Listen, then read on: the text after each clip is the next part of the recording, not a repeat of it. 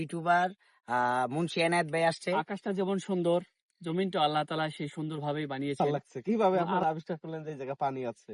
না ভাই, আসসালামু আলাইকুম ওয়া রাহমাতুল্লাহি ওয়া বারাকাতুহু। ঘুরতে ঘুরতে আজকে চলে এসেছি মদিনার অসম্ভব সুন্দর একটি স্থানে, যেখানে রয়েছে গাছপালা, চারিদিকে মরুভূমি, সাথে আছে পানির এত সুন্দর একটি স্থান। তো দর্শক, আজকে আপনাদেরকে এই স্থানটা ঘুরে দেখাবো এবং আমার সাথে আজকে আছে ইউটিউবার এনায়েত ভাই এবং মামুন ভাই। দেশ থেকে ইউটিউবার মুন্সি এনায়েত ভাই আসছে, তো ওনাকে নিয়ে এই জায়গাটা ঘুরতে আসছি। তো আমি প্রথমে জানতে চাই মুন্সি এনায়েত ভাইয়ের কাছে কেমন লাগতেছে এই জায়গাটা আসলে। না, আমার খুব ভালো লাগতেছে। আর সবচেয়ে বড় বিষয় হচ্ছে যে আপনার মতো এত মরু এর আগেও তো আমি একদিন আসছি, এর আগে বললাম যে আমার একটু কাজ অসম্পূর্ণ ছিল, কিন্তু সে খুব একটা চিনে না। কিন্তু আপনাদের এই মরুভূমির যে প্রতিটা বালি, প্রতিটা জায়গা চেনা, এটা খুব ভালো লাগছে। এখানে কিন্তু সৌদিরা বা আপনার আজদবিরাও আসে মাছ ধরতে, কিন্তু এই একটা জায়গা মানে দেখতে কেমন লাগতেছে এই মুহূর্তে, প্রায় কিন্তু সূর্য ডুবে যাচ্ছে এই সময়টা। না, এটা আসলে কি যে কিছু সৌন্দর্য আছে, যে সৌন্দর্য খুব একটা কোনো ভাষায় বর্ণনা করা যায় না, যে ভাষাকে বলতে হয় যে অপার্থিব।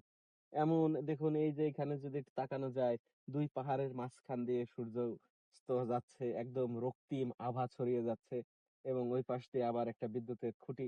সব মিলে আপনি দেখেন যে আমরা সারা জীবন যেভাবে একটি ক্যালেন্ডারের পাতায় যে ছবি দেখেছি, মনে হচ্ছে সেই তেমন একটি ক্যালেন্ডারের ছবি দেখছি এখানে দাঁড়িয়ে।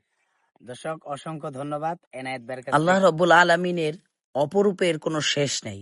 তো আমরা এ বিষয়ে আরো কিছু কথা বলবো। আপনি কিছু বলেন। ধন্যবাদ। আসলে এত সুন্দর দৃশ্য দেখার পরে আর বলার কিছুই থাকে না।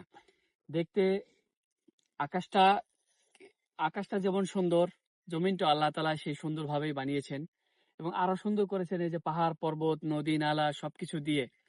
এই মরুর ভিতরে এত সুন্দর পানির জলধারা, যেটা আমরা দেখার পরে যে কাউরে খুবই ভালো লাগবে। কারণ এই সৌদি আরবে মরুভূমির দেশে আমরা পাহাড়, পর্বত, মরুভূমি দেখতে দেখতে অভ্যস্ত।